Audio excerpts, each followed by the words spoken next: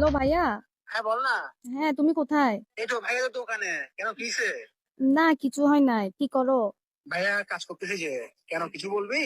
বলার তো অনেক কিছুই ছিল, আগে বলো। নাস্তা করছো? হ্যাঁ নাস্তা করছি, তুই করছস? না, আমি এখনো করি নাই, করব। তোর কোনটা আমার তেমন লাগছে কেন? কেউ কিছু বলছে তোকে? না না, এমনিতে লাগতেছে, কিছু হয় নাই। ওমা, তুই আমার বোনের কোনটা তেমন লাগে না? তোর কেউ কি বলছে? বাসায় কে বলছে? আম্মু কিছু বলছে নাকি তোর বাবা কিছু বলছে? না না, কেউ কিছু বলে নাই।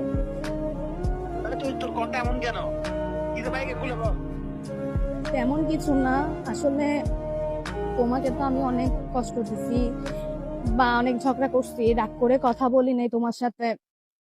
তো তুই এই কষ্ট না দিলে, তুই রাগ করে না করলে কে করবে? আমাকে 100টা বোন, তুই হচ্ছে আমার একমাত্র কলেজের টুকরার বোন, তুই না করলে কে করবে? তোর জন্য হাজার বোন মা अपने भैया से कहना ना कभी।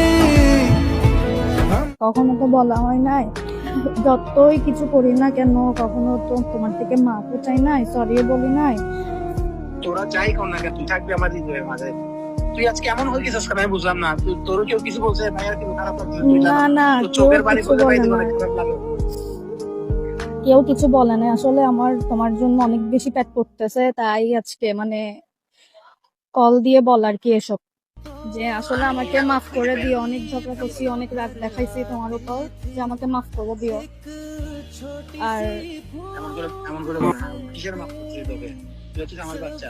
আর শুন, তোর আমি একটা কথা বলি, তোর বিয়ে দিয়ে যাওয়ার পরে আমার লাগে আমার বাসা ফাঁকা হয়ে গেছে। आज भी कोई चोट लगेगा।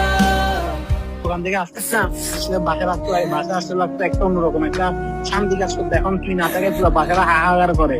মানে আমি কি নাই আমার মধ্যে সবসময় এটা, মানে আমি বিচলিত থাকি কি রে, আমার বোন কই, আমার বোন কই, মানে কষ্ট লাগে মাঝে মাঝে। তো বলতে পারি না, কারণ তুই ছোট মানুষ, তাই তোকে কখনো বলা হয় না। ভাইয়াও তোকে না অনেক বেশি ভালোবাসি, অনেক অনেক অনেক।